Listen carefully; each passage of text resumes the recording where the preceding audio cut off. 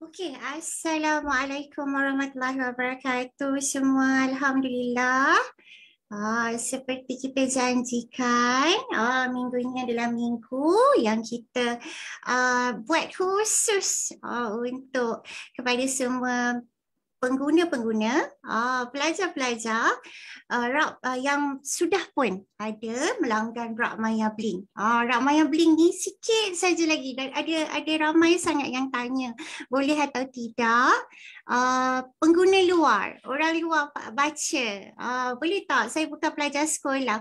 Okey, kita sedang menyesuaikan untuk sistem Rak Maya Blink ini boleh dibaca oleh orang-orang orang-orang luar publik, tetapi masih lagi kami sedang selesaikan sistem-sistemnya untuk semua orang boleh baca. Tapi pada masa yang sama, kepada semua yang sudah pun memiliki guru-guru Perpustakaan dan Media GPM, kepada semua pelajar-pelajar yang sudah pun memilikinya, hari ini, minggu ini, Kak Aimaisarah nak kita mulakan juga. Kita tak payah tunggu waktu kita boleh pergi sekolah ke, dapat jemputan ke, apa kata, kita sama-sama kita nak bedah buku-buku, e-buku dalam Rak Maya ini supaya manfaatnya dapat sama-sama. Semua yang dengar ni, kalau belum baca, okey, lepas ni rasa teruja nak baca.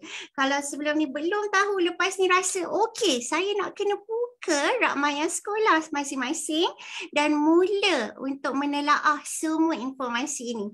Okey, hari ini insyaAllah kita akan bersiaran pukul 9, selalu 9.30 tau live Aimaisarah Facebook ni. Kita cerita tentang perbukuan, kita cerita tentang industri, kita cerita tentang buku-buku fizikal. Dulu buku-buku yang bercetak dalam penerbitan Blink Books yang Berhad. Tapi khas daripada permintaan guru-guru perpustakaan dan media, kita percepatkan masa pukul 9. So selepas ini live Aimaisarah, kita tukar masa sedikit, kita percepatkan 30 minit. Jadi kita akan mula pukul 9 dan kita habis pukul 10 malam. Kenapa? Sebab kita tahu ramai remaja yang nak mendengar, kita tahu ramai adik-adik sekolah rendah tak boleh nak tidur lewat sangat. Jadi 9 sampai 10 tu just nice untuk kita buat 1 jam sesi bedah buku, e-buku dalam sistem Rak Maya Blink. Okey, baik. Sebelum kami mulakan, nanti kita nak share screen dan kita nak baca sama-sama. Kita nak merasai sama-sama pengalaman membaca e-book ini. Okey, sebelum kami mulakan, boleh tak siapa yang mendengar, ada 30 orang sekarang ni, boleh tak komen sama ada suara jelas atau tidak, ada tersekat-sekat ke, dan juga live masing-masing di peranti masing-masing, di rumah masing-masing bagaimana? Boleh dengar dan juga visual. Kak Aimaisarah yang tembam ni nampak tak dengan jelas di mata adik-adik semua? Okey, sila-sila komen siapa yang ada bersama Kak Aimaisarah hari ni.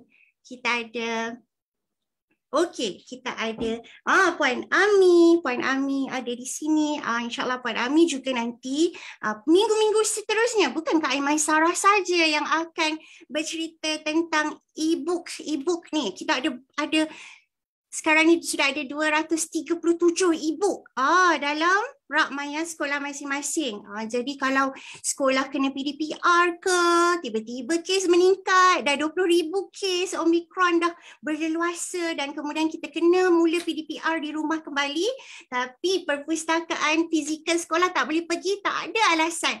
Masih kena buat nilau sebab masing-masing boleh melayari internet di rumah, ada peranti, telefon bimbit, komputer dan terus boleh membaca buku-buku e-book ini. Okey, nanti Puan Ami juga salah seorang penulis e-buku Rak Maya ini Diary Seram Dirasuk. Dia ada macam-macam tajuk, seronok. Dan ini antara kisah benar yang Puan Ami sendiri tulis.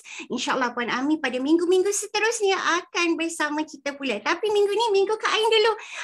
Format buku, bedah buku ni Kak Ain akan mulakan. Nanti insyaAllah pengkarya-pengkarya lain, ada 20 pengkarya lain. Mereka akan bercerita tentang e-buku mereka pula. Okey, kita ada Alia Osman, katanya jelas. Nadia Abdul Aziz bagi thumbs up. Okey, Sweetie Rosewood, jelas sangat. Elizabeth Sam, jelas dan senyuman menarik. Allahu Akbar, terima kasih. Okey, lepas tu ada siapa lagi ni? Ada 15 komen. Okey, maksudnya jelas. Dan Kak Aiman Sarah harapkan terus bersama, sebab lepas ni kita nak sama-sama nak lihat pengalaman membedah buku e-book Bling. Okey, hari ni Kak Aiman Sarah secara sengaja memilih dua tajuk ni, dua tajuk Faktapedia. Waktu kita nak buat siri Faktapedia ni, Kak Ain pun macam tercari-cari nak buat fakta wow ke kan. Tapi kita ingat bahawa sekarang ni info semua di hujung jari, di internet ni boleh layari. Memang semua boleh dapat di internet. Tapi pada masa yang sama, info tersebut mungkin dalam bahasa Inggeris, mungkin saintifik termanya terlalu tinggi, kemudian pada masa yang sama mungkin terlalu kompleks untuk difahami. Jadi oleh sebab Rak Maya ini dibaca oleh pelajar sekolah rendah dan juga dibaca oleh pelajar sekolah menengah, Kak Ain kata mengapa tidak kita buat satu siri, kita panggil Faktapedia, macam Wikipedia tapi Faktapedia yang sudah pun dikumpulkan, kemudian dimudahkan larasnya dan lebih menarik lagi dalam e-buku Rak Maya sekolah masing-masing ni. Siapa belum tengok kena tengok. Kita letakkan gambar, kita boleh mainkan video berkaitan fakta-fakta yang diletakkan. Jadi kita ada macam-macam fakta. Kita ada Faktapedia tumbuhan paling ganjil, kita ada Faktapedia uniknya isi lautan, kita ada cerita Faktapedia segitiga Bermuda, kenapa banyak sangat kemalangan kapal terbang lalu kena sedut, kapal laut lalu akan karam di situ. So ada pelbagai, Faktapedia ni ada pelbagai tajuk. Tapi untuk minggu ini Kak Ain memilih kita nak bedah-bedah, kita nak lihat isi kepada Faktapedia Mumia dan juga Faktapedia Piramid. Dua ni dia berkait rapat. Sebab apa? Mumia ni memanglah jumpa dalam piramid. Jadi tak boleh tidak. Kalau Kak Ain nak bedah satu-satu ni, dia macam tertinggal info dan beberapa info, beberapa fakta juga dia macam overlapping. Dia macam apa? Bertindan sebab mumia dan juga piramid ini sangat berkait rapat. Okey, sebelum Kak Ain mula share screen, jadi ada sesiapa nak tanya soalan, boleh tanya, nanti kita akan beritahu. Kenapa Kak Ain? Kenapa cikgu, guru GPM sekolah masing-masing suruh lihat sesi ini? Nanti kita akan beritahu di hujung live Kak Aiman Sarah pukul 9 sampai pukul 10, 1 jam saja. Dan kita pun nak cerita tentang ilmu, tentang fakta. Jadi kena ambil masa 1 jam ni untuk kita masukkan minda kita dengan sesuatu yang baru yang mungkin kita tak pernah tahu, dan kita nak masukkan dalam minda supaya kita jadi seorang yang lebih berilmu. 1 jam masa Kak Ain minta daripada semua. Okey, jom Kak Ain akan share screen. Dan share screen ini Kak Aiman Sarah harap semua orang nanti check semula lagi sekali. Okey ke tak? Okey, nampak ke tak? Oh, nampak sangat. Nampak sangat kan? Okey, share screen. So Kak Ain akan share daripada Kak Ain punya. Kita punya. Okey, Kak Ain check sekejap. Boleh tak? Jelas tak nampak Rak Maya kita ni? Boleh nampak? Okey, boleh Kak Ain nampak dah jelas. Okey, Rak Maya sekolah masing-masing kan? Okey, kalau Kak Ain Kak Ain adalah Sekolah Sri Bangsa. Semua cerita Aimaisara, semuanya berkisar tentang univers Sekolah Sri Bangsa kan? Siapa pernah baca Sekolah Sri Bangsa, Siri Aku Mahu, Siri Impiana? Kak Aimaisara mengekalkan menulis cerita-cerita tentang satu univers. Kita tak tukar-tukar sekolah, kita cerita tentang sekolah tu sahaja. Dan makcik kantinnya sama, makcik Caripah. Nasi lemaknya yang sedap tu sama. Kemudian ada kucing cannot yang buta dekat sekolah tu. Kemudian guru paling garang, Cikgu Amnah, jambu kembang. Kenapa jambu dia kembang? Sejarah Sekolah Sri Bangsa ini sudah pun terkenal dan juga diketahui oleh pembaca-pembaca buku Bling dan juga buku Aimaisara.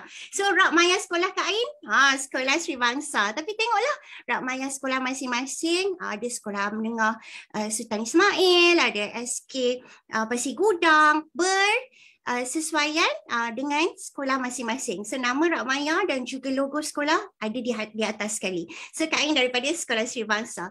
Okey, kalau dilihat kita tadi Kak Ain sebut kita ada 237 tajuk. Jadi lepas ni tengok balik dekat sekolah masing-masing rak maya ada 100 ke ada 200. Sebab kalau 200 ni bermaksud dah ambil dua-dua package. So package daripada yang pertama 100 e-book, kemudian ada package kedua 100 lagi e-book terbaru, macam yang ini Blackpink kan, ada biografi Rentak. Ini semua adalah daripada e-book batch kedua, batch terbaru. Jadi boleh tanya cikgu, kita ambil semua tak? Sebab semakin banyak e-book yang kita boleh baca, pelbagai ilmu yang kita boleh dapat. Macam yang ni kan, biografi kumpulan Blackpink dan juga kumpulan BTS. Nanti akan ada daripada sesi pengkarya Puan Rashila Nurain yang memang kerja dia, kampung dia memang Seoul, Korea. Pergi Korea tu 7 kali, kalau melancong pergi mana-mana pergi Korea. Dan beliau bercerita tentang Blackpink dan juga BTS dari segi persepsi kejayaan. Macam mana nak capai kejayaan? Tu nanti insyaAllah dalam 2 minggu lagi kita akan bersama. Sama juga hari Jumaat 9 sampai 10 malam bersama Puan Rashila Nurain pula. Okey, yang Kak Ain nak ni, Kak Ain nak bedah hari ni, macam nak bedah katak kan? Kita nak bedah hari ni daripada rak maya version 1. Iaitu yang asas lah, kebanyakan sekolah mesti ada. Sebab Kak Ain risau ada yang tak ambil lagi rak maya version 2. So ini dia, Kak Ain akan buka. Okey, rak maya Faktapedia Mumia. Okey, bila kita buat bedah buku atau kita panggil resensi buku, dia selalu formatnya, buku ni selalu buku fizikal kan, jadi kita boleh pegang, jadi akan ditanya bila kita bercerita tentang buku, cover dia macam mana, kulit bukunya bagaimana. Tapi bila kita buat resensi bedah buku e-book ni, buku digital ni, dia dah tak boleh pegang dah. Dia dah tak boleh pegang, dia dah tak ada kertas dia, tapi kita masih lagi boleh tengok. Bling seboleh mungkin, sedekat mungkin kita cuba untuk buat e-book yang ada cover, tajuk, kan, pembaca ni nampak ni ada tulis pembaca umum terbitan Bling Book. Jadi kita cuba sedekat mungkin walaupun dia bukan buku fizikal, tapi kita ada cover, nanti kita ada penutup cover. Dan kalau adik-adik semua para pelajar buka kan, muka surat pertama akan ada tulis nama pengarang Aimaisara, kemudian ada ISBN-nya berapa, iaitu nombor pendaftaran. Setiap buku mesti didaftarkan. Macam mana kita kena ada kad pengenalan, nombor kad pengenalan tu, buku pun mesti ada, mesti didaftarkan di bawah Perpustakaan Negara Malaysia. So ada ISBN, kemudian ada tulis terbitan Bling Digital dan tahun terbit 2021. Penting tak untuk tahu semua info ini? Sangat penting. Sebab bila kita tulis laporan nilai masing-masing, bila kita dah baca e-book ni, kita bukan setakat nak baca, kita kena buat laporan nilai. Barulah apa yang kita baca, kita ingat dengan jelas. Barulah ilmu itu semakin meresap. Sebab itu bila baca, jangan baca kosong. Pastikan kita buat laporan nilai. Okey? So di sini ada semua informasi tentang penulis dan juga penerbit e-buku yang adik-adik baca. Okey, hari ni kita nak baca tentang Mumia. Mumia ni Kak Ain Maisara waktu buatkan, Kak Ain kata Kak Ain nak tulis sesuatu yang tak nak orang macam adik-adik pelajar sekolah bosan macam kena baca buku teks sejarah lah, tak nak. Kak Ain baca banyak info dan Kak Ain cari yang paling menarik. Yang paling menarik, yang macam tak menarik, yang macam boleh buat orang tidur. Okey, kita tak nak masukkan. Kita hanya buat yang paling menarik saja. Jadi antara nanti kita akan tengok, okey, mumia ni sebenarnya bukan hanya yang dijumpai di piramid saja. Mumia ni maksudnya lebih kepada mudah kata. Senang cakap. Kalau kita jawab macam ni pun dah betul. Mumia ni adalah mayat yang tidak reput. Mayat yang tidak reput. Senang kan?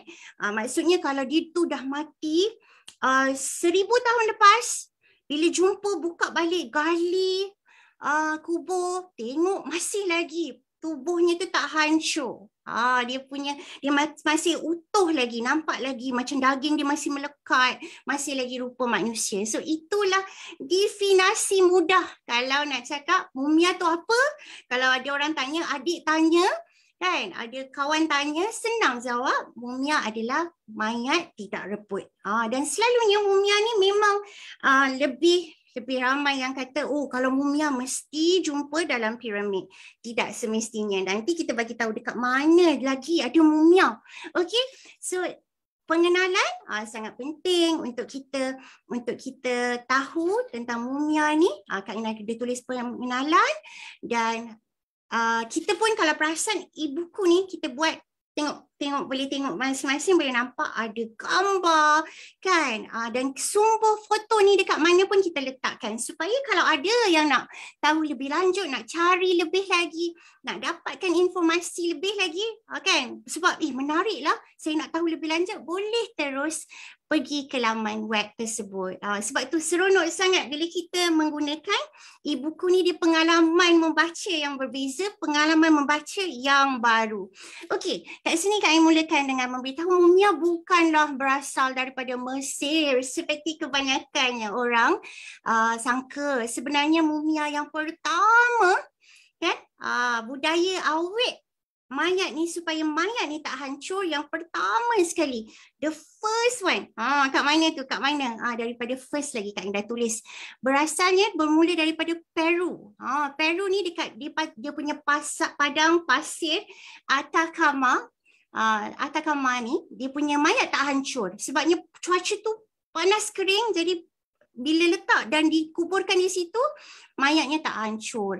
So bila mayat tak hancur, masyarakat pun mula masa tu kan macam jadi macam satu kebudayaan pula. Mayat ni tak hancur, mayat ni tak hancur.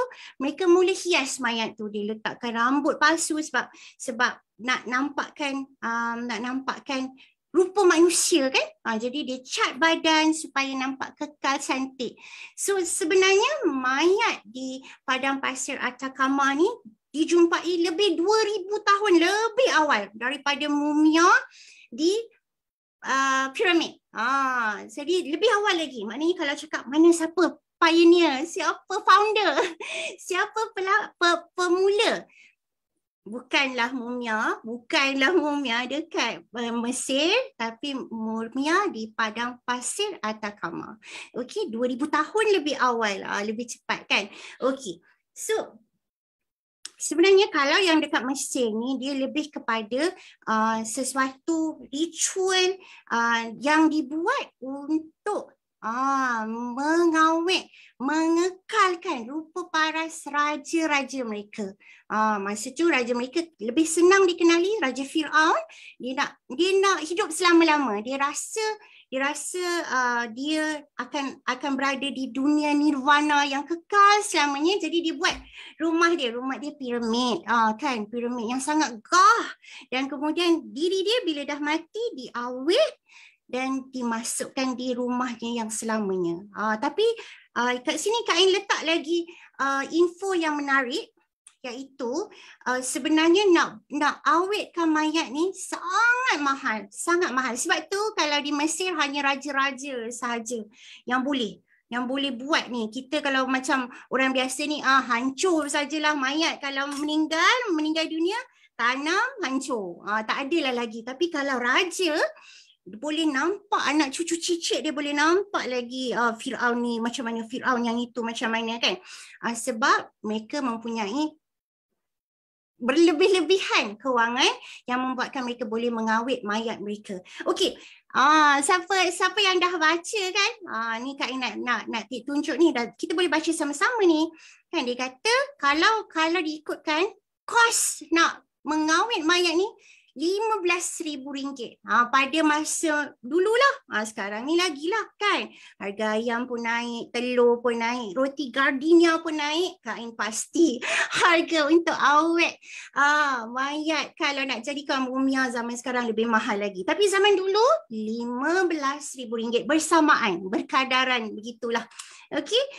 Dan kenapa mahal sangat? Sebab bahan utama yang nak jadikan mumia ni kekal utuh, tak hancur adalah kain linen. Siapa ada kain linen? Tahu tak kain linen ni macam mana? Sekarang ni dah nak raya dah kan? Kalaulah kita tak PKP, kalaulah okey. Nanti tanya pergi Kamdar ke pergi kedai kain linen yang mana? Saya nak tengok ni macam mana mumia disalut dengan kain linen. Kain linen ni selalu dikeras kejap dan selalu cantik lah kalau buat baju Melayu ada linen yang mahal kan. Baju Melayu lelaki nak nampak sigak, selalunya baju kain linen tu. Dan kain linen ni untuk nak balut mumia ni, bukan sikit-sikit. Dia bergelung-gelung dan kalau dibuka gelungan tu, dia hampir sama dengan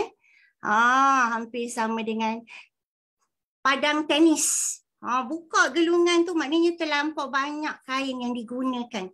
Tapi zaman tersebut mereka tak berkira. Dia kata, okay, this is our king kan. This is our king, we want the best. So digunakan kain yang paling mahal, kain yang melampau banyaknya. Gelungan tersebut kalau dibuka hamparannya, dah jadi macam satu padang bola untuk main tenis. Maknanya banyak sangat kain yang dipakai. Okey, antara yang menarik juga dalam e-buku ini, Kak Ain tuliskan macam mana cara-cara orang zaman dulu ni buat mumia. Tapi ini mumia yang cara masyarakat purba Mesir buat untuk mengawet raja-raja Firaun. Okey, mula-mula semua semua organ-organ barang macam almari pula kan. Dia semua organ dalaman dikeluarkan sebab organ ni akan busuk. Kalau busuk nanti mayat jadi hancur lah. Jadi nanti ulat datang gigit. Jadi semua ni organ dalaman dikeluarkan kecuali satu saja, iaitu jantung. Jantung tak keluarkan sebab jantung ni dikatakan kalau nanti dihidupkan kembali, jantung ni lah ada perasaan kita, ada roh kita, ada emosi. Mereka percaya begitu. Jadi jantung tak dikeluarkan. Satu-satunya organ yang kekal. Okey, otak pun otak yang dalam tempurung ni pun dikeluarkan. Dan otak adalah yang paling sukar, yang paling susah sebab dia tak boleh nak pecahkan tempurung kepala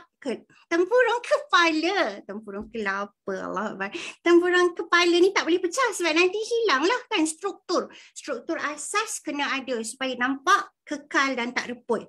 Jadi macam mana dia nak keluarkan otak ni adalah bila dia guna besi yang panas dan kemudian dia akan masukkan dalam lubang soket mata dan dia akan kacau sampai otak tu hancur, kemudian dikeluarkan cecair otak tu. Okey, untuk kawasan yang dah kosong dah lohong ni kan, manusia ni kan ada organ-organ yang pelbagai dah dikeluarkan sebab takut busuk, takut kena makan ulat. So apa yang dia letak? Sama dia sumbat dua benda. Dia sumbat kain linen tu balik banyak-banyak. Kemudian ada juga dia sumbat bawang. Kak Ain kata amboi bawang macam nak buat makanan jamuan pula kan. Kita kan kalau macam bawang sebanyak-banyak ni jadi sedap kan. Dia waktu zaman dulu mumia ni dah lohong, dah kosong, dah keluar organ, dimasuk dah disumbat dengan kain linen dan juga bawang. Kan. Okey. Lepas tu Bila dah siap semua tu, dia akan mula letak berlapis-lapis gam getah supaya balutan tu kukuh, linen tu berlapis-lapis dimasukkan, dan kemudian yang paling membuatkan benda ni jadi awet adalah bila mereka akan siram air garam. Dia siram air garam, dah kering dia siram lagi, lepas tu dah kering dia siram lagi. Air garam ni selama selama 40 hari paling minima, tapi selalunya mereka buat proses ini hingga 3 bulan. Jadi mereka buat berkali-kali sampailah dirasa dah kering dan nanti akan menjadi mumia yang cantik kekal, tak ada hancur-hancur. Begitulah kisah macam mana nak buat mumia ada dalam Faktapedia Mumia. Kan Kak Ingat bagi tahu kan, cerita ni kita tak nak bosan macam sejarah, macam buku-buku teks sejarah, tapi kita nak dia jadi macam storytelling, satu penceritaan. Kan, so semua orang pun dapat ilmu baru. Oh begini rupanya nak buat satu-satu mumia. Dan kalau dulu mumia pun dianggap sebagai ubat. Kalau kita tak mungkin lah, kan, tapi kalau jumpa dulu, mereka yang jumpa mumia, mereka akan jadikan ubat. Macam ngeri kan dengar, tapi itulah antara kepercayaan-kepercayaan. Macam orang Cina percaya ginseng, orang Melayu percaya manjakani, percaya tongkat ali. Orang Arab kalau jumpa mumia, mereka rasa itu macam ubat, sebabnya last forever kan. Jadi kalau makan dikikis air mumia tu, sebut dia kacau, minum, dan mereka pun boleh jadi yang kuat, yang lasting. Begitulah kepercayaan masyarakat masing-masing kan. So mumia pun bukan setakat manusia. Mumia ni haiwan pun asalkan dia adalah mayat. Kalau haiwan ni dah jadi bangkai kan, kita tak panggil mayat ni kepada manusia. So kalau haiwan pun boleh juga diawet supaya dia kekal. Dan selalu raja-raja Firaun ni bila mereka mati, yang paling rapat dengan dia ada binatang yang paling rapat. Dia ada kadang-kadang dijumpai yang diawet ni ada kucing, ada anjing, ada monyet, ada pelbagai binatang yang diawet dan dijumpai dalam piramid. So ni antara kucing yang dijumpai sebab dia rasa kucing ni akan jadi dewa, selepas kematian akan jadi dewa.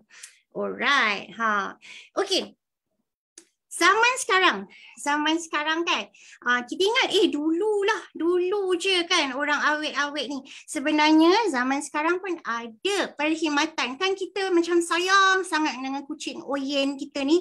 Dan kucing selalunya usia dia 9 tahun, 10 tahun dah tua. Paling tua 16 tahun dah mati. Jadi kita sedih sangat. Kita nak dia kekal, kita nak dia nampak selalu kan. Jadi kalau di Sumum Utah Amerika, dia menawarkan perkhidmatan mengawet haiwan kesayangan. So mana-mana yang nak jadikan memori, terlalu sayang, dia boleh pergi ke sini, boleh tengok ni kan, Sumum Utah Amerika, dan mereka boleh gunakan perkhidmatan mengawet kucing sendiri sekitar RM12,000. Itu antara contoh. Tengok kan, sangat macam dia ialah nak sayang sangat, tak boleh berpisah. So kalau kita orang Islam tak boleh lah. Tapi kalau orang putih, orang Amerika, dia rasa dia sayang sangat, tak boleh berpisah, dia tak nak kucing kesayangan dia hancur, jadi dia awetkan. Okey. Selain daripada ni antara contoh mumia yang dijumpai kan. Mumia ni kalau dalam piramid tu sentiasa dia tak dijumpai sendiri. Satu, dia jumpai dengan haiwan kesayangan Firaun tersebut. Kalau kucing, selalunya kucing, tapi anjing, monyet, burung nuri pun pernah ada, buaya pun pernah ada. Jadi yang paling dia sayang lah. So kalau macam dia adalah perempuan, dia ada minyak wangi, diletakkan perhiasan. Kalau lelaki ada roti barli, arak, dan juga ada Firaun yang bersama-sama diletakkan diletakkan juga chess, catur. Macam dia kata biarlah di alam nirvana tu dia juga ada permainan yang dia suka iaitu catur. So ada pelbagai lah Kak Ain memang baca Kak Ain rasa wow interesting kan, macam-macam. Mumia ni bukan setakat hanya mayat yang diawet tak reput, utuh, juga ada di bawah sekali persiapan-persiapannya. Makanannya apa, minyak wanginya apa, kucingnya macam mana kan, peneman ke alam yang lain. Okey. Ini kita nak tunjuk juga contoh. Tadi kita dah kata dah mumia ni bukan setakat di Mesir. Jadi kalau siapa-siapa yang dah baca, kita dah dapat satu info baru, kita dah ada satu ilmu baru kan. Bila kita tulis nanti katalah kena buat karangan, kena buat soalan peperiksaan, kita dah dapat menambah ilmu baru berbanding orang lain yang tak lagi baca Faktapedia e-buku ini. Okey. Selain daripada raja-raja Mesir yang diawet, satu lagi yang selalu dijumpai adalah ni Sami Buddha yang menggunakan konsep Soku Shinbutsu. Soku Shinbutsu ni dia nak capai nirvana, iaitu kematian yang mulia, dan dia nak mati perlahan-lahan, dan dia nak mati dalam Sami Buddha di Jepun ni, dia nak sangat mati dalam keadaan duduk gaya lotus. Tahu tak gaya lotus? Main sini Kak tunjuk, nampak tak? Duduk macam ni kan, gaya lotus. Ni gaya lotus lah. Sami Buddha ni rasa di Jepun konsep Soku Shinbutsu kalau dapat capai ni dia bermaksud tiada lainlah ganjaran, syurga lah tempatnya. Macam kalau kita orang Islam, kita percaya kita meninggal dunia di tempat yang baik, dalam masjid, lepas solat, dalam sujud, bersama-sama Quran, hari Khamis malam Jumaat, hari Jumaat, itu adalah mati yang InsyaAllah dijamin kan, dijamin syurga, tak kena siksaan. So kalau di Jepun, Sami Buddha dia percaya mati dalam keadaan perlahan-lahan, dalam jumpa duduk, tak hancur, ini adalah mati nirvana. Okey, tapi dah capai macam ni bukan senang-senang. Dia memang memerlukan masa yang lama, dan Soku Shinbutsu ni dia paling-paling 6 tahun. Kalau boleh baca kat situ pun kan, dia peringkat-peringkat yang perlu dicapai sebelum dia boleh jadi mumia mayat yang kekal utuh. Satu, dia 3 tahun pertama dia dah tak makan dah rendang, dia tak makan dah lemang kan. Kita dah nak raya kan, kan sebutlah makanan-makanan kegemaran ni. Dia tak makan dah. Kalau macam dekat Jepun makan apa? Sushi kan. Makan sushi, tak makan dah. Dia hanya makan ke kacang saja. Dia tak makanlah daging semua tu. Kan. So dia hanya makan ke kacang. 3 tahun seterusnya, 3 tahun makan kacang. Cuba bayangkan adik-adik oi. 3 tahun makan kacang. Kita ni kat rumah kita ada kacang rebus, kemudian ada kacang yang pistachio tu sedap sikit lah kan. Kemudian ada kacang kuda, kemudian ada kacang tanah. Tu aja yang mak kita sediakan. Boleh hidup macam tu. Tapi begitulah, bila Sami Buddha ni di Jepun nak capai nirvana, itulah yang mereka lalui dan hadapi. Dan mereka sanggup. So 3 tahun seterusnya, 3 tahun dah makan kacang, 3 tahun seterusnya pula, dia dah tinggalkan dah. Dia tak boleh makan kacang lagi dan dia hanya makan ranting pokok pine. Ranting pokok pine. Boleh bayang ke tak? Tak payahlah kita nak pokok pine ni jauh sangat. Kita fikir je lah ranting pokok rambutan. Ranting juga kan? Tiap-tiap hari. Mama hari ni makan tengah hari apa? Ranting pokok rambutan. Esok makan tengah hari dah apa? Ranting pokok durian. Ranting pokok sahaja. Demi mencapai Soku Shinbutsu. Setelah 6 tahun, kan dia dah ketat sangat ni. Mengamalkan diet yang ketat, kemudian akhir sekali untuk dia menyelesaikan dia punya peringkat yang terakhir adalah dia akan ambil teh yang ada racun pokok urushi. Dan racun ni akan buatkan yang minum tu muntah dan kemudian organ-organ dia semua beracun. racun pokok urushi. Dia akan buat semua organ beracun. Kenapa semua organ nak kena beracun? Supaya ulat tak makan, supaya ulat tak hancurkan. Jadi itu adalah peringkat terakhir lah. 6 tahun makan kacang, 6 tahun makan ranting pokok pine dan akhir sekali minum racun teh urushi untuk racun semua bahagian organ badan. Okey, dan kemudian akhir sekali Sami tu akan kunci diri, dia tunggu dalam kubur gua batu, okey, yang dia dah sediakan lah, siap-siap kan? Dan dia akan duduk dengan gaya meditasi.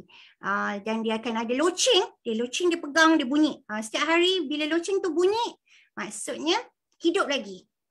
Loceng tu bunyi, hidup lagi. Kalau loceng tu senyap, bermaksud sudah pun tiada. Bila tak ada, rakan-rakan Sami lain pun tahulah, oh dia dah tak ada. Dan dia tak akan buka, walaupun dah tak ada, orangnya dah mati, dia tak akan buka kubur gua batu tu sampai 3 tahun kemudian. Dia akan tandakan tarikh hari apa loceng dah tak bunyi, tapi 3 tahun lepas tu barulah dia buka dan kemudian dia akan tengok, oh dah pun mati.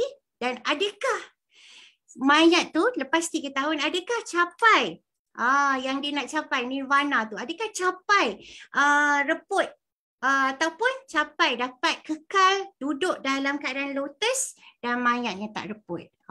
Kalau nak tahu adik-adik, beratus-ratus Sami dah cuba gaya ni di Jepun dan hanya sekitar 24 sampai 28 jasad saja, 24 maknanya kurang daripada 30 yang capai mayat tak reput dalam keadaan duduk lotus. Yang lain semua reput ataupun terbaring ataupun dah tak dalam posisi itulah. Alright. So nampak kan? Ini adalah salah satu. Tu yang seronok ni bila kita baca e-buku, terus kita nampak, oh ada gambarnya kan, gambar secara visual. Macam mana bentuknya. Yang ini pula kalau masa kini beberapa, Kak Ain tuliskan beberapa mumia-mumia yang terkemuka. Selain daripada Firaun, ada je contoh macam Vladimir Lenin pun 1924 pun telah diawetkan dan dimasukkan dalam keranda merah dan kekal menjadi mumia sampai sekarang di museum di Rusia. So, kalau kita dah baca buku ni kan, kita dah baca e-buku ni, yang penting sekali adalah untuk kita tahu, kita dapat beberapa nilai kan, kita dapat nilai pengajaran, pengajaran dia, manusia ni lemah. Kan, manusia ni memang lemah.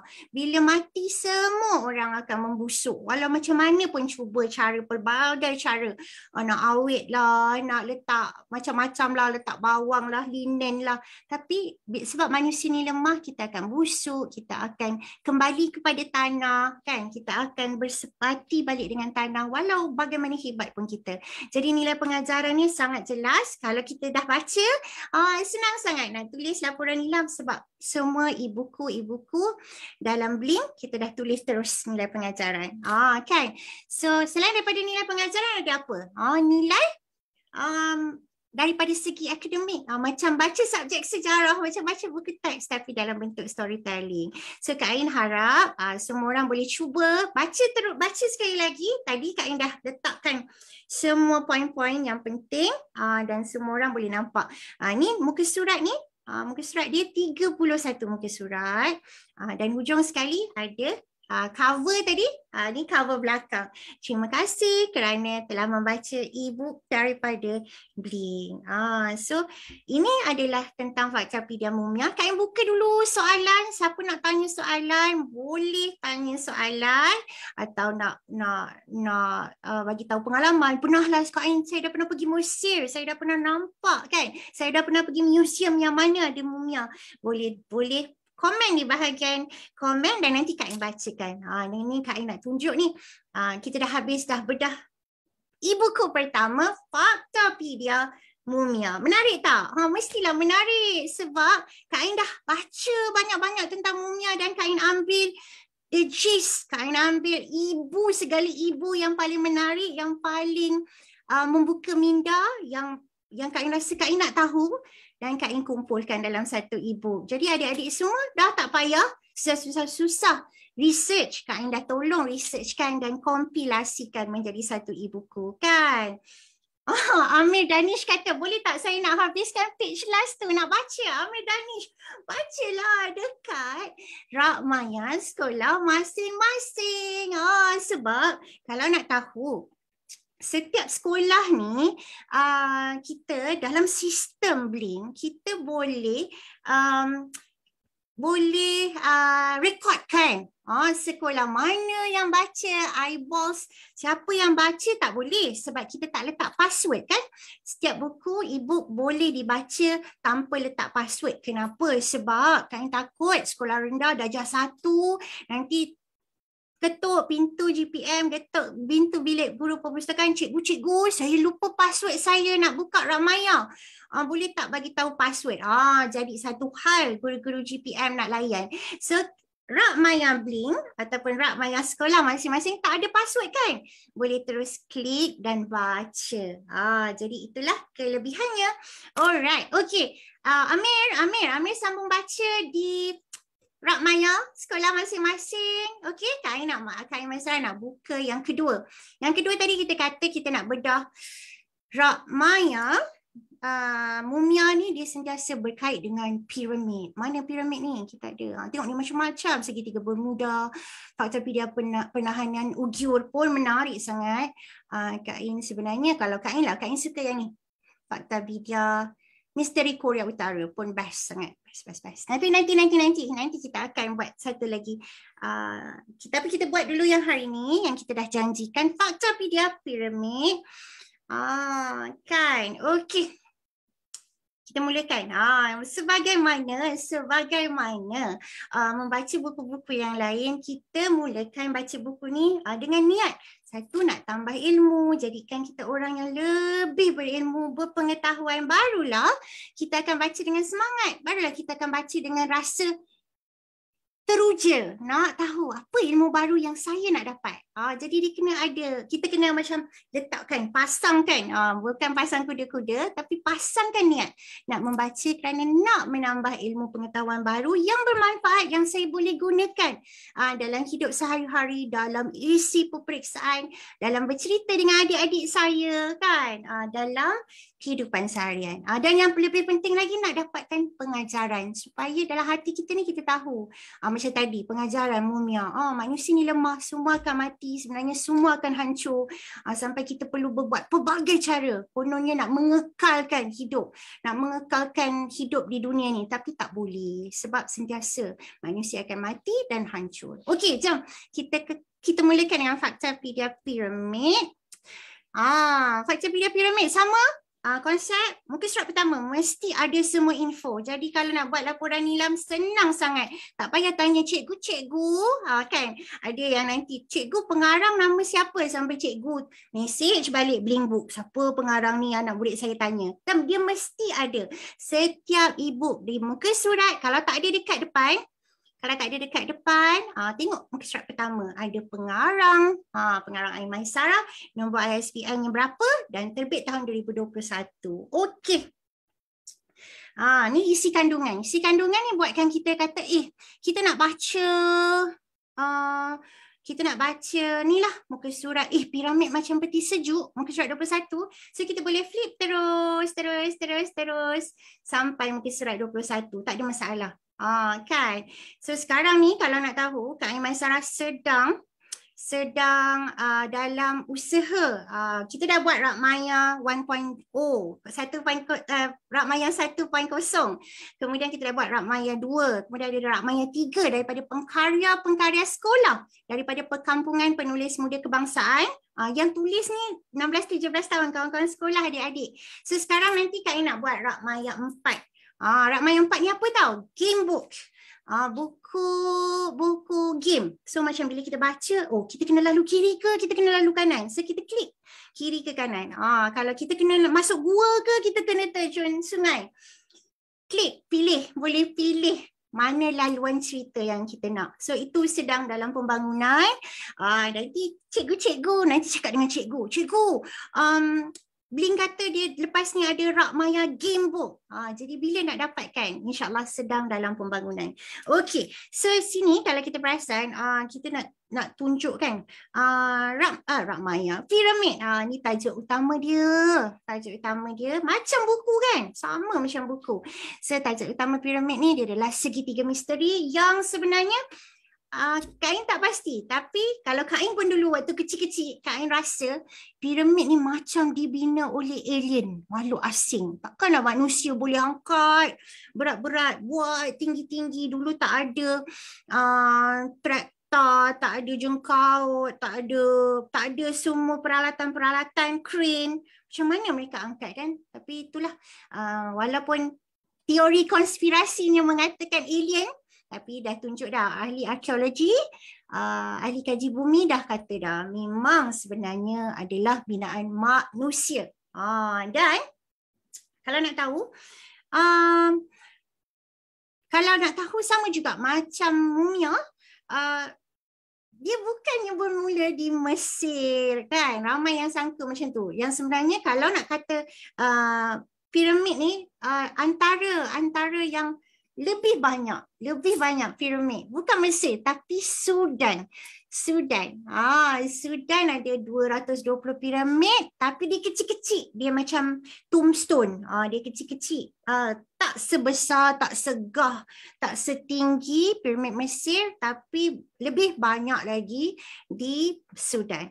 Kalau dekat Mesir 118, tapi lebih popular lah, lebih lagi dikenali. Kalau orang kata piramid, memang orang terus sebut Mesir. Macam juga mumia, dia dah jadi terus mumia dekat Mesir. Tapi sebenarnya Sudan ada lebih banyak piramid, kan? Macam mana kita lah, kalau Pampers kan, Pampers ni sebenarnya jenama kan. Kalau ubat gigi Colgate, sebenarnya tu jenama. So dia dah terlalu sinonim sampai orang rasa piramid mesti Mesir. Tapi sebenarnya di Sudan lebih banyak piramid-piramid. Dan kalau yang paling besar adalah piramid Giza. Piramid Giza ni macam mana nak bayang Kak Ain pun belum sampai lagi. Antara cita-cita macam wishlist kan. Kak Ain memang ada beberapa wishlist lah. Wishlist Kak Ain adalah nak pergi piramid, nak tengok sendiri. Tapi belum tercapai lagi. PKP kan, macam-macam lah, kita tak boleh kerentas. InsyaAllah ada rezeki akan nak tengok sangat piramid. Kalau piramid yang terbesar adalah piramid Giza, macam mana besar dia nak bayangkan? Senang saja nak bayangkan, dia adalah separuh ketinggian KLCC. Kalau kita nampak KLCC, separuh tu, begitulah paling tinggi Giza, piramid yang masuk dalam keajaiban dunia 7 Wonders of the World. Dia ni makam diraja. Kalau macam tadi tu yang dah buat mumia susah-susah tu, dah buat mumia, dah jaga 3 bulan, gulung demi gulung dengan kain linen, dah tak tabur dengan tabur air garam kan. Lepas tu dia nak letak mana? Dia nak letak dekat sini lah. Dia nak letak dekat makam diraja. Makam diraja ni, kalau untuk piramid Giza, rajanya adalah Raja Firaun Khufu. Dia ada pelbagai nama kan, macam kita lah, raja kita ada pelbagai. Macam kalau Johor, dulu ada Sultan Iskandar, sekarang Sultan Ibrahim. Kalau nanti TMJ naik, Sultan yang TMJ pula. Begitulah, dia ada pelbagai peringkat raja. Dan raja yang duduk, yang disemadikan dalam piramid Giza yang besar ni adalah Firaun Khufu. Kan? Lepas tu kan, yang ini dia memang besar sangat tu. Kalau macam satu bongkah tu, satu bongkah batu yang nak letak ni, 1 tan nak letak dia tu pun sangat-sangat sukar. Dan dia ada satu teknologi juga dekat piramid, pada piramid Giza ni. Dia ada fungsi pintu pusing, swivel door. Swivel door ni kalau siapa-siapa pergi hotel 5 bintang kan, kita boleh ada swivel door kan, hotel yang pintu dia berpusing, kita masuk lepas tu dia boleh pusing kan. Daripada zaman dulu lagi piramid Giza juga sudah meletak teknologi swivel door, bukan main lagi kan dia orang. Dan betapa hebatnya dia boleh naikkan bangunan yang tinggi dengan bongkah-bongkah batu yang sangat berat sampai setinggi separuh KLCC dengan menggunakan tentunya tenaga manusia semata-mata lah. Dulu tak ada teknologi pembinaan lagi kan. Dan lagi satu yang memang mind blowing. Kain kalau Kain suka tau buat faktapedia ni. Kain suka sangat sebab benda ni pun Kain tak tahu. Cakap ya Allah baru tahu daripada dulu. Dan Kain seronok sangat sebab Kain boleh bagi tahu pada para pelajar kalau tahu daripada sekolah rendah. Wah, sekolah rendah lagi awak dah dapat info ni. So nampak sangat ke depan, sangat genius. So kena baca banyak lagi supaya kita tambah ilmu banyak-banyak. Giza ni, satu fakta unik tentang piramid Giza ni, lokasi piramid ni terletak betul-betul di tengah peta dunia. Betul-betul di tengah peta dunia. Peta dunia dia dekat tengah-tengah. So di antara sebab kenapa memang Seven Wonders of the World. Macam mana dia orang tahu dekat tengah? Tentulah dia tak tahu kan. Mungkinlah secara kebetulan kan. Zaman dulu dia bagi tahu pembinaan macam mana kan. Dan sebenarnya tadi kan kita cerita macam mana dia angkut bongkah demi bongkah berpantan beratnya, tentulah dengan pekerja-pekerja manusia kan. Dan di piramid tersebut kalau dekat tepi-tepi dia akan nampak, akan jumpa perkuburan-perkuburan, tulang-tulang pekerja yang terkorban sepanjang nak buat piramid ni.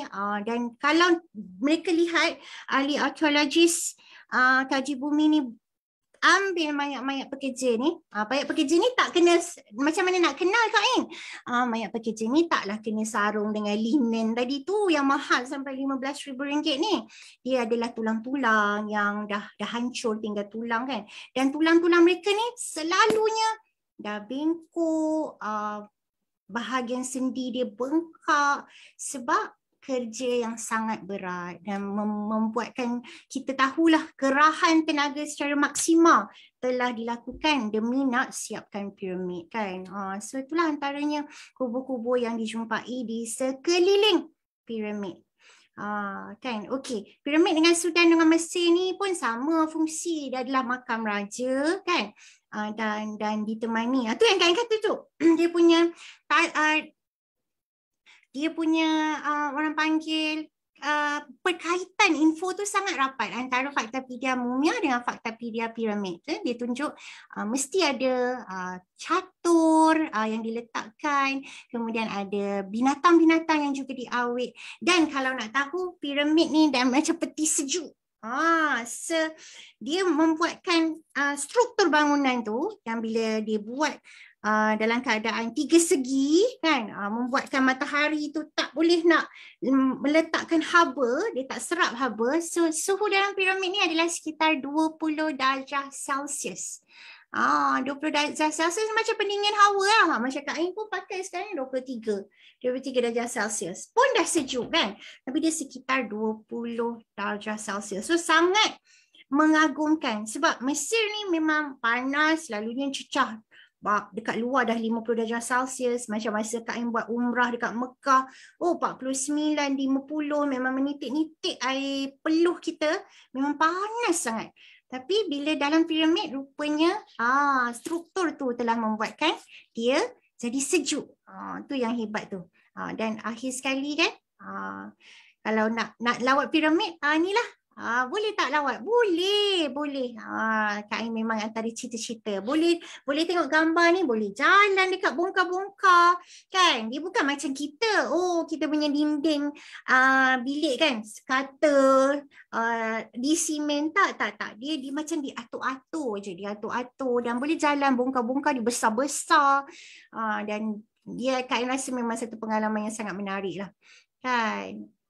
So, masa melawat piramid, kalau siapa-siapa nanti kita dah ada belajar rajin-rajin kan, kita dah ada pendapatan sendiri, pergilah tempat-tempat ni sebab melihat dunia, semakin banyak kita melihat dunia, semakin banyak kita rasa bersyukur, kita rasa hebatnya, banyak lagi yang kita tak tahu yang akan buatkan kita rasa kita nak lagi tahu, nak lagi tahu. Jadi kalau antara yang Kak Ain rasa hari ni, kalau adik-adik yang dengar, belajar rajin-rajin, dapatkan kerjaya yang bagus, kumpul duit, bukan nak beli barang jenama tak. Kumpul duit, travel. See the world. Tengok Seven Wonders of the World tu macam mana kan. Piramid ni macam mana. Kalau macam Korea ni hebat sangat. Nanti Kak Rashila cerita kan. Dia punya K-pop industri hebat sangat, mengalahkan Hollywood, mengalahkan Bollywood. Apa yang best sangat? Pergi ke Seoul, Korea. Tapi tentulah kena belajar rajin-rajin, dapatkan pendapatan yang bagus dan kemudian travel to see the world. Okey, yang terakhir sekali, mesti ada dalam semua e-book Blink, mesti ada nilai pengajaran supaya boleh tulis terus dekat laporan nilam kan. Dan akhir sekali, terima kasih kerana membaca e-book Blink. Banyak sangat. Selain daripada e-book, nanti ada hari-harinya kalau dah pengkarya lain dah buat. Nanti kita boleh baca bersama kan. COVID-19 ni kita pun ada komik. Kalau komik macam ni lah. Kak Ain kongsikan sikit. So dia ada buku, dia ada komik, semua boleh baca dan boleh baca dengan seronok sebab e-book Blink itulah kelebihan dia. Okey, kita ada 3 minit berbaki. Kak Ain nak pergi. Okey, Kak Ain akan stop sharing dulu. Stop sharing dulu ya. Okey, stop share. Okey, kita nak pergi tengok komen. Siapa yang ada nak komen? Siapa yang ada nak tanya? 3 minit terakhir. Kak Ain bacakan komen-komen dulu. Ada buku konspirasi tak? Amir Danish. Oh tak. Kak Ain tak ada buku konspirasi teori, tak ada. Tapi Kak Ain kalau macam untuk Faktapedia, kita akan letakkan sebanyak-banyak mungkin info yang relatable. Macam tadi kan, piramid ni benda yang jauh sangat. Kita tak boleh nak bayang. So kita terus letakkan, piramid ni nak bayang macam mana? Setinggi KLCC. Suhu dia kat dalam nak macam mana? 20 darjah Celsius. Macam buka aircon dekat bilik. So Kak Ain tak teori konspirasi pada Kak Ain ialah penulis lain. Pada Kak Ain lebih suka fakta yang menarik. Kalau Kak Ain nak tulis buku-buku fakta, Kak Ain tulis buku fakta yang menarik, yang relatable, yang boleh dibayangkan oleh pembaca-pembaca kan. Okey. Okay, Kak, kita baca komen sikit. Wallahuakbar. Hari ni ada tadi hampir 70 orang yang bersama. Ada 93 komen. Alia, kakak ni comel. Terima kasih Alia. OGG, hai Kak. Hai. Puan Norhana. Ini juga pengkarya Blink. Rak Maya. E-book yang boleh dibaca di mana-mana. Betul. Dan nanti kita nak jemput Puan Norhana ni. Puan Hana tulis dari anak gelandangan, cerita-cerita sedih. Kan. Okey, macam mana Kak Ina? Last kali kita nak tanya. Siapa-siapa yang nak tanya, boleh bertanya. Boleh bertanya pada Kak Ain sebelum kita buat minit-minit terakhir. 1 minit lagi sebelum Kak Ain habiskan. Semoga hari ni ada dapat ilmu baru. Kalau sebelum ni tak pernah lah baca Rak Maya cikgu ni kan, tak pernah buka. Lepas ni kena buka sebab memang sangat menarik dan sangat berinformasi, ada pelbagai ilmu yang best sangat. Dan kepada guru-guru GPM yang mendengar, siapa-siapa yang belum lagi dapatkan Rak Maya, 10 terawal ini, 10 terawal saja boleh message kepada Tuan Syarizal Amal. Nanti saya akan letakkan komennya di sini. Message kata laluan. Laluannya apa? Mumia dan piramid. Senang sangat. Mumia dan piramid. 10 yang terawal message Tuan Syarizal Amal, CEO Blink. Berkemungkinan boleh dapat Rak Maya percuma untuk sekolah. Siapa yang belum ada lah. Kan? Dan insyaAllah Kak Ain harapkan semua orang kekal sihat, kekal selamat dalam pada angka COVID, kes COVID yang semakin naik, duduk rumah, stay at home. Tak payah nak keluar rumah sangat. Kalau bosan-bosan boleh baca e-buku Blink. Okey, yang terakhir. Okey, yang terakhir. Amir Danish tanya yang terakhir, Puan pandai melukis? Tak pandai. Kak Aimaisarah hanya seorang penulis. Tapi kita bekerjasama, berkolaborasi dengan ramai pelukis-pelukis hebat seperti Tuan Bob Harris, seperti Abang Aman Wan, dan insyaAllah ada rezeki nanti kita akan undang dan juga kita buat bedah buku bersama mereka pula. Okey, minggu depan jangan lupa, menarik sangat. Daripada Tuan Iwan Riz, penulis paling prolific, paling banyak e-book lah. Kalau nampak Rak Maya Blink ni buka banyak sangat e-book tulisan Tuan Iwan Riz. Nanti nampak penulis Iwan Riz. Penulis Iwan Riz lagi banyak daripada Aimaisarah tulis. Tuan Iwan Riz akan bersama kita minggu depan hari Jumaat 9 malam sampai 10 malam, dan Tuan Iwan Riz akan mengupas, membedah buku-buku travelog. Sebab Tuan Iwan Riz ni belajar di luar negara. Banyak sangat pengalaman duduk luar negara. Nanti boleh tanya, Tuan Iwan, Abang Iwan, saya pun bercita-cita nak sama belajar di luar negara, di overseas, nak pergi universiti luar negara. Apa kriteria, apa resepi kejayaan, apa yang perlu saya buat, kan? Macam mana laluan, macam mana cita-cita saya. Jadi jangan lupa minggu depan, sangat best, sangat bermanfaat insyaAllah. Kita bersama Tuan Iwan Riz, penulis paling prolific. Prolific ni maksudnya paling banyak berkarya dalam Rak Maya Blink. Okey. Jumpa lagi minggu depan Jumaat 9 sampai 10. Assalamualaikum. Selamat berhari Minggu. Dan guru-guru GPM jangan lupa, akhir sekali, siapa yang nak 10 yang paling awal, tunggu di bahagian mesej, nombor telefon saya akan letakkan, nombor telefon CEO Tuan Syazwa Amal, dan komen kepada Tuan Syazwa Amal, Mumia dan Piramid. Okey, kata laluan Mumia dan Piramid, sangat mudah. Assalamualaikum, jumpa lagi. Assalamualaikum.